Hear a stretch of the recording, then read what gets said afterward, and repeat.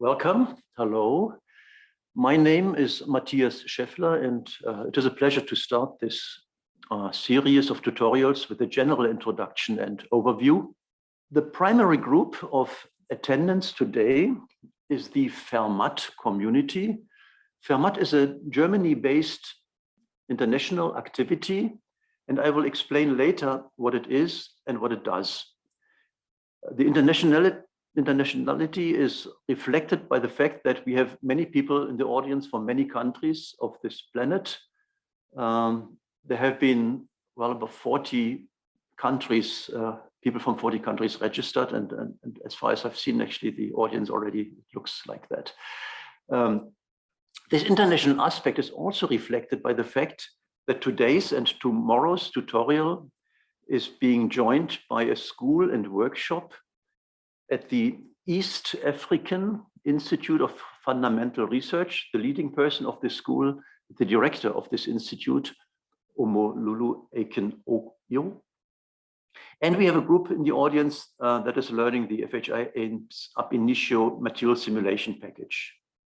Now, the goal of these tutorials, you can say the goal of FHI-aims is to bring material science to a new level of research by enabling new types of studies and new types of data analysis, and by advancing the present scientific culture. Now, my talk will explain what I mean by this ambitious statement. The key, or the first necessary step, is sharing and verification of research data. Markus Scheidgen and I will explain what this means on the long run, and you will also see how the FHI-aims activities can support your research work already today. Now, fair. By now you have heard this and read this word several times, and I guess that many of you know the meaning of this acronym. Many, but maybe actually not all, so let me very briefly explain. The F in FAIR stands for the request that research data should be findable. This is significantly more than the request that a publication should be open access.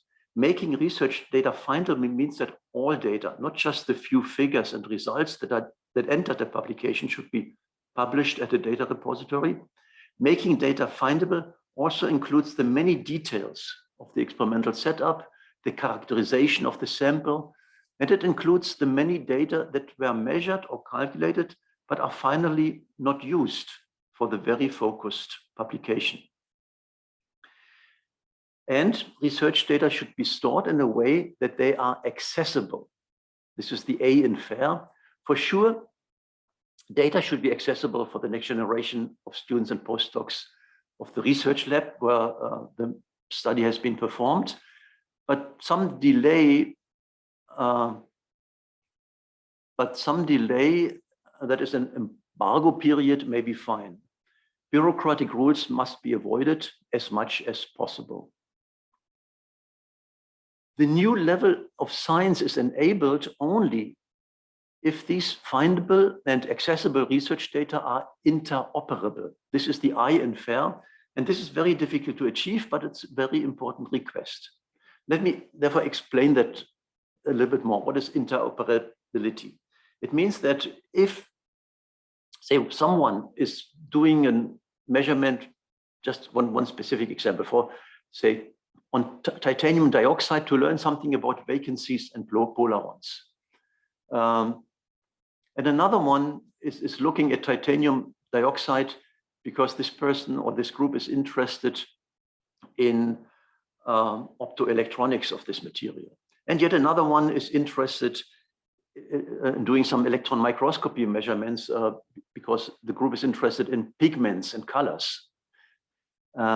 Or someone is interested in heterogeneous catalysis because titanium dioxide is a very important support material. If every group on this planet would put these data on their own storage platform, the way they were measured or calculated, this would probably not help very much. That is, the data were only useful for other experts from the same area, photoemission or electron microscopy or density function theory or catalysis at best. But it's very likely that even these experts will not understand what sample was actually measured or what approximation was used. So making data interoperable means that the data are fully described or characterized with well-defined and well-documented metadata. Only then experiments or calculations can be reproduced by others. Only then the data from different groups can be combined for a new study.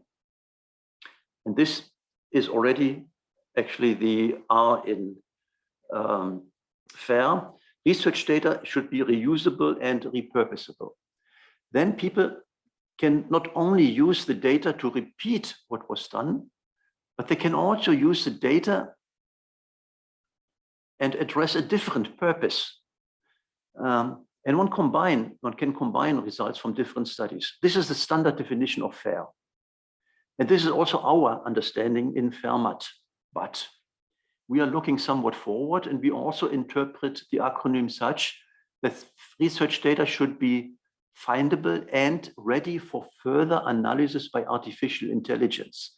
This means the data should be fully characterized and presented in a way that people from the field of AI or machine learning can use them for a continuative study, even if these other researchers don't understand the details of the actual measurements or computations. Research data should be findable and AI ready. Now, this is an enormously complicated project, but it is important. Before I go into this, here is actually just a schedule of today's FAIRMAT hands-on tutorial series, but I don't like really to go through this in detail. Let me just note the very first three things. So we are in the middle of starting in the first one, which then continues publishing and exploring data with NOMAD by Markus Scheidgen. Next month, we will talk about electronic lab notebooks, and then we start talking about artificial intelligence, and there is much more coming. I ask you to visit our website to read the schedule with more leisure. This is the webpage here. And just keep in mind that the typical schedule of this tutorial series is that we meet the second Wednesday of the month at 3 p.m. European time with an overview talk, which is then followed by the hands-on tutorial. And this continues on the next day, Thursday, with 2 sessions at 10 a.m. and at 4 p.m. So what is the motivation and basic concept of FAIRMAT? How can we achieve what I have mentioned? And what is the concept of this tutorial series? FAIRMAT is building a research data infrastructure for material science and the chemical physics of solids. So it's not a research project. And you may ask, why are we active in building an infrastructure? This is not a rewarding activity on the short term. The motivation is that the large amounts of data that are produced every day in our scientific fields represents an important raw material of the 21st century. You can say a gold mine. This gold mine is, however, of little value if these data are not comprehensively characterized and made available. Thus, the motivation is to refine this feedstock, to turn data into knowledge and value.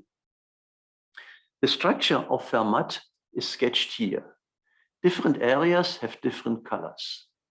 In yellow, we have area A, the synthesis of materials, and this is led by these 3 people you see here. In short, area A aims at making sample synthesis reproducible, finding hidden synthesis parameters, accelerating the development of novel materials by devising synthesis recipes. Then in green, we have the experimental material science. This team shown here so these are the leaders, but then there are many more people who are doing really a lot of work.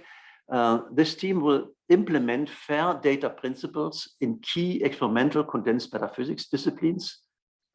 They will start with 5 exemplary experimental fields: electron microscopy, core level spectroscopy, angular resolved photoemission, optical spectroscopy, and atom probe tomography. And from there, they will move on to other methods. The key issue in the past months was and is the crucial discussion and decision about electronic lab notebooks. In March, that is in the next tutorial, these three people and other Fermat co-workers will share their experience on ELNs. So if you are an experimentalist, I think you must not miss the next tutorial. Computational material science is area 8 in turquoise. We started with this already actually 8 years ago. So that is to some extent a little bit like a forerunner. And it was established at the European Center of Excellence, NOMAD. This NOMAD work is now integrated into Fermat. And the previous Center of Excellence work is being significantly enhanced in terms of services by adding recent ab initio advancements, by adding classical simulations, multi-scale modeling, and excitations. Area C will also prepare the incorporation of other theoretical methods into Fermat. Now, one of the services provided by Area C is data analytics and artificial intelligence. And in the tutorial in April and June, Luca Giringelli, together with other colleagues, will present the NOMAD Artificial Intelligence Toolkit. Going to Area D, that is in blue, they address all the different issues in building and managing the digital infrastructure. Area D will lay the foundation of a federated research data infrastructure for the wider condensed matter and chemical physics community. And today, Markus Scheidgen will present some of this work. Area E demonstrates the functionality of the Fermat data infrastructure and possibly identifies weaknesses to be improved. It will also show how the developed tools will support the research of the various subcommunities. Area F reaches out to the community, provides ample information and training, fosters awareness for fair data issues, and returns suggestions to the other areas for improvement. Today's tutorial obviously is such Area F contribution. In the leadership, you see that the position of the coordinator is still open, so please spread the word. Area G is dedicated to coordination and administration issues, both within Fermat and within the NFDI. The chairperson of the whole operation is Claudia Draxler from the Humboldt University. You've seen already many people on the previous slides, but there are many more, and you can find them on our website. But in fact, you can also see them here. These are the area leaders in the second line, the task leaders, and then in the last two lines, the so far employed people. This is a very motivated, hardworking crowd.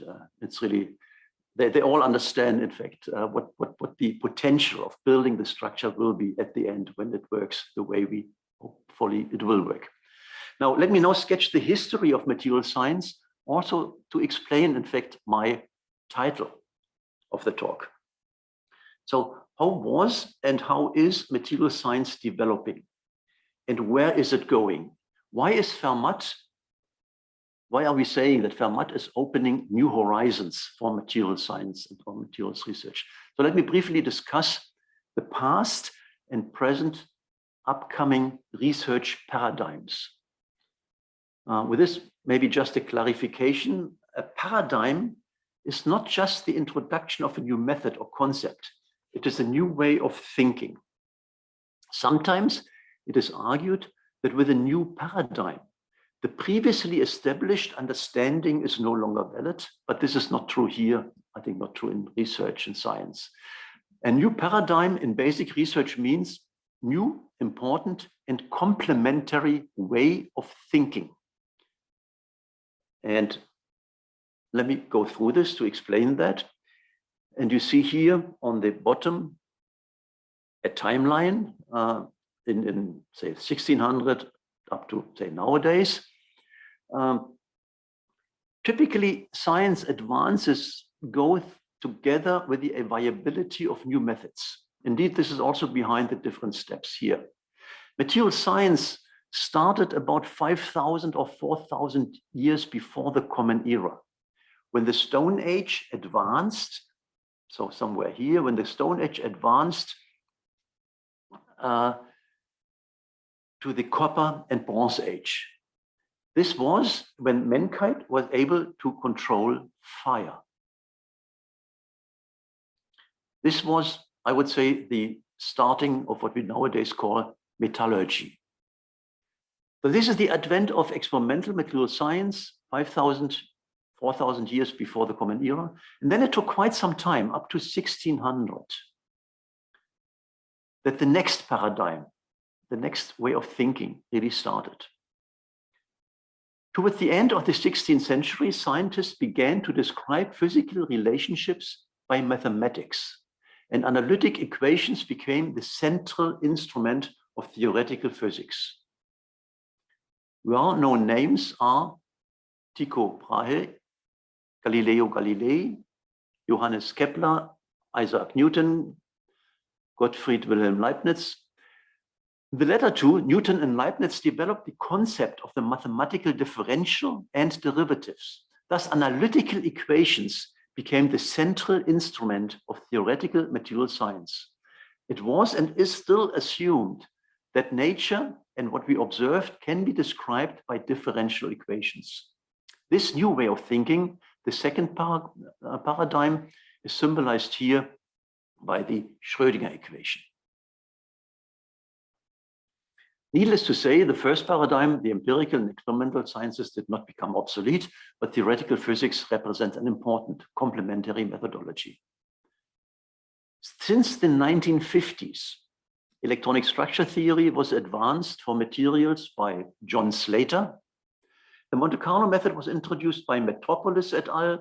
Alder and Wainwright and Raman introduced molecular dynamics. These are the key methods of statistical mechanics, and Hohenberg and Kohn and Shem laid the foundation of density functional theory in the mid-1960s. These developments define the beginning of computational material science, what is nowadays considered the third paradigm, because herewith computer experiments were introduced. That is, simulations were introduced whose results are often treated and analyzed analogously to those of experimental studies. Today, big data and artificial intelligence revolutionize many areas of our life, and material science is no exception. This fourth paradigm, we argue that big data reveal correlations and dependencies that cannot be seen when studying small data sets. Now, this vision was first described by Jim Gray, a scientist from Microsoft Research at a Microsoft workshop in 2007. The content of the workshop was then published, it's actually worth reading, The Fourth Paradigm, Data-Intensive Discovery. This was actually the last big thing Jim Gray has done. 2 weeks later, he disappeared with his sailing boat at the Pacific Ocean. An important difference of this to the second paradigm is that we now accept that there are many materials properties, for example, patterns and correlations in big data, that cannot be described in terms of a closed mathematical formulation or a meaningful analytical equation, as they are governed by several intermingled theoretical concepts and multi-level intricate processes. As a consequence, such patterns and correlations represent advance in knowledge, but they do not necessarily reflect understanding. And this is very different, obviously, to the second paradigm. If you like to read more, you can find this more really in this publication by Claudia Draxel and me in this handbook of materials modeling. The fourth paradigm of materials research will change the way how science is done today, and this is the reason why in Fermat we like to present data as findable and AI ready. The NOMAD Center of Excellence was actually very active and influential in this regard, but they were focusing on computational material science. Now we are looking, of course, much broader to all the experimental and synthesis aspects. Let me elaborate on that. Considering the 100 atoms of the periodic table of the elements and all possibilities of mixing these atoms in all possible structures and unit cell sizes implies that the number of all possible materials is practically infinite. This implies that it is very likely that materials exist that we don't know so far and that have novel properties or performance in their function that is better than that of the materials we know today. Or it may be that some known materials have properties that we have not recognized so far. So how can we find these exceptional materials? Well, we can get important information, necessary information by high throughput experiments and computations. But in view of the sheer size of the chemical and structural space of materials, this direct information will remain very insufficient. The daunting challenge for artificial intelligence, for material science, is that this practically infinite space, in this practically infinite space, the interesting materials are very rare. The interesting materials, that is materials with a high performance function, are statistically exceptional. A route towards solution is to create maps of materials, properties, and functions. These maps rely on the knowledge of the appropriate coordinates, the x-axis here and the y-axis, called here descriptor 1 and descriptor 2. These are physical parameters that are initially not known. Only if we have found the appropriate descriptors, we may discover such a map where in relatively small areas, there are materials that are good superconductors, and in other areas, materials for photovoltaics and so on. Obviously, at first we need data, and then we can, with artificial intelligence, try to find these x and y axes, the descriptors. Finding data, a critical component of that, but that means actually for Fermat, this is sketched here. The entrance level for new data, and this is actually how we started with NOMAD, so much I'm saying is NOMAD, but Fermat has the same structure. The entrance level is here.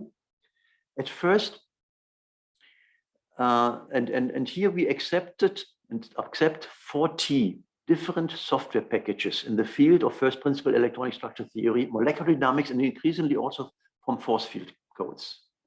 These are very different packages with very different, say, units and definitions. In order to be able to judge the value and the range of applicability of the data, we request that the full input and the full output files are given. Importantly, we asked for the data in a way they were produced by the employed software, because we don't want that the user has work. The user has not to do any work. She or he just uploads what the code had produced. And we will then process or parse, convert, and normalize the data. And this is called here processing. And the converted data, only these can now be understood by nearly everyone. Only the converted data, that they are stored in the NOMAD archive. Repository is not fair because hardly anyone will understand what is there, but repository and archive together are fully fair. We started with this in 2014, and now the size of the repository and archive are quite significant. If you can read that, there are nearly 110 million results and 12 billion quantities in the archive. Data in the repository and archive are stored for at least 10 years after the upload. The data can get a DOI, so they are citable. More information you will get in the upcoming tutorial by Markus. NOMAD is the biggest data store in computational material science, and we are in close contact with all the big databases in the US, AFlow, OQMD, and Material Projects, and more. There's an automatic synchronization that fetches their data, stores the raw data, and then converts them to the archive. So far, NOMAD is focusing on computational material science, but this is changing. We just started with integrating data for material synthesis and experiments. There is a lot of information in the archive, and one can look at it via the NOMAD encyclopedia, which you see here, or the artificial intelligence toolkit. This, in fact, here is the encyclopedia webpage. Lauri Himmanen will present it in a tutorial in July, but you can, of course, use it already now. One clicks at a periodic table to select the element which builds the solid you are interested in. And then the system offers some choices. And finally, you may get a page that looks like this. You can see the structure, which you can also turn and look from different perspectives. You get the band structures, here it's spin polarized, you get the density of states. In many cases, there are also phonons. If they are available in the archive, there could be specific heat and more. And here you see the landing page of the NOMAD Artificial Intelligence Toolkit. Here you can query the archive. You can also look at tutorials sorry, to learn about methods. And you can, so you have tutorial videos to learn about different AI methods. And you can use Jupyter notebooks, which are offered to reproduce published results. The idea is that your user can use these notebooks and then, in fact, change the notebook towards their own research. There will be 2 tutorials on the AI toolkit in our tutorial series in April and June in June. So let me summarize in 3 final slides what I wanted to tell and where we see the scientific potential and impact of a fair data infrastructure. Data, findable, AI-ready data, enable new levels of research. That does not come for free. It comes with a lot of work. We need fully characterized data. We need to develop handbooks. We need to define metadata and ontologies. With handbooks, I mean, we need to define what type of information users should provide so that the data can be used in an interoperable way. If this is done, we have succeeded that published results are reproducible. Now, of course, that is a standard scientific request that data should be reproducible, but often in material science and synthesis, this is not the case. We really want to improve on that. Identification of materials, genes, and rules are possible. And with this, I mean basically what I said before when I said this creation of maps of materials properties. The descriptors which enter these maps contain very basic physical parameters, and they are like genes in biology. These are basic parameters which are not identify exactly the mechanism, but they correlate with mechanisms which could actuate the process you're interested, could be also hindering the process, it could just facilitate the process. Like genes in biology, different genes defining the maps will in fact telling you, and of course, that gives you some descriptions, but that does not give you laws. It gives you some descriptions, and we call this rules. That will enable us to get novel materials discovery. I think it also implies that we niche the scientific culture. My request, or our request, is that the publication of comprehensively annotated data has a higher value than most present-day publications. It's an enormous work to really present comprehensively annotated data, and we should acknowledge that at the moment, publishing things which sometimes are not well annotated, together with, let's say, a fishy interpretation, is not really, I think, what brings science forward. We should appreciate that comprehensively annotated data is a huge step forward. And I think about that when I'm saying that about an example of Tycho Brahe and Johannes Kepler and the NOMAD Kegel competition. And let me just actually mention or tell what I mean by this. Tycho Brahe was probably the best experimental astronomer of the time. in the end, in the late 1600s. But he didn't want to share. He had the best data, but he wanted to interpret the data himself. Johannes Kepler was probably the best mathematician at that time, but he couldn't get the data. Now, only when Brahe turned 54 years old, he invited Kepler to become his assistant. So Kepler could learn a little bit about the data. A year later, in fact, Brahe died. And that was a big chance for Kepler. He had understood how the data are structured and he could get all the data. That was maybe not completely legal, at least it was discussed. But he got all the data, and then in the years later, he could develop his rules of his laws of planetary motion, the Kepler laws. Later then, Newton could, based on the Kepler laws, develop the theory of gravitation. So I think we should acknowledge that having fantastic data, as Brahe had, is important by itself, but accept that there may be someone else, like a Kepler, who can really use them, and let's share data more efficient than these two guys have done it. We have used that concept in what is called the NOMAD 2018 Kaggle competition. So let me just tell you, Kaggle is a platform on the internet for, say, the machine learning community. Meanwhile, it has been bought by Google. And so what we did in 2018, we had calculated a lot of data for group 3 oxides, so gallium, aluminium, indium oxides, and so cohesive energies and band gaps, several thousand. We described these data very carefully and offered them at the Kaggle platform and asked the machine learning community to come up with models to describe the cohesive energy and the band gap. Within 2 months, nearly 900 different solutions by several hundred groups were submitted. And the best performing machine learning description came from a person from Japan. We didn't know this person before.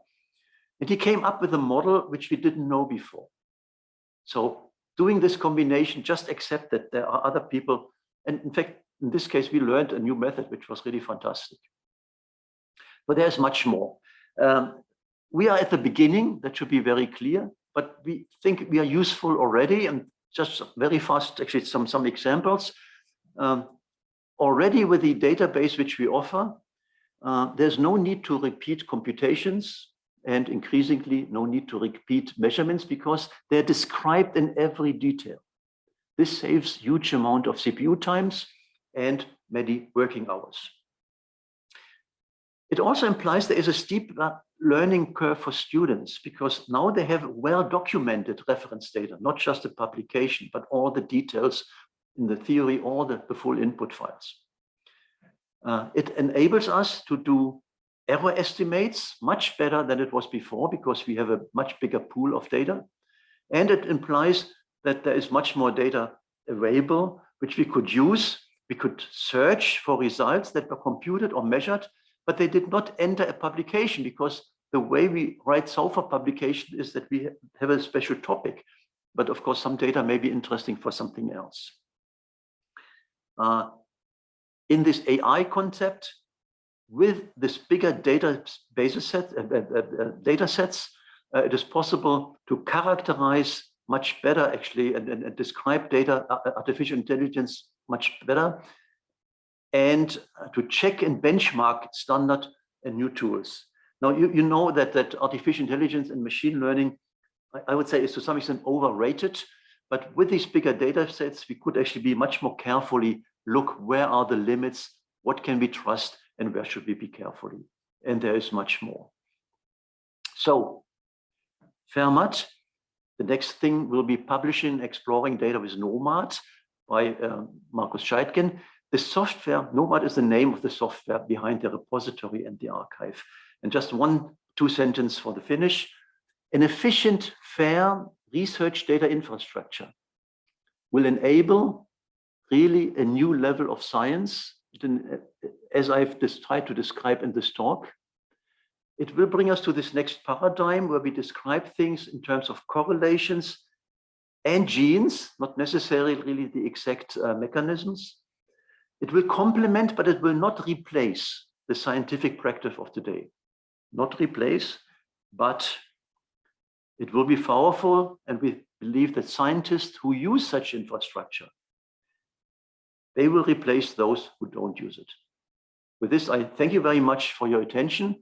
And with this, I really ask you for questions, and I will try to answer. Thank you very much.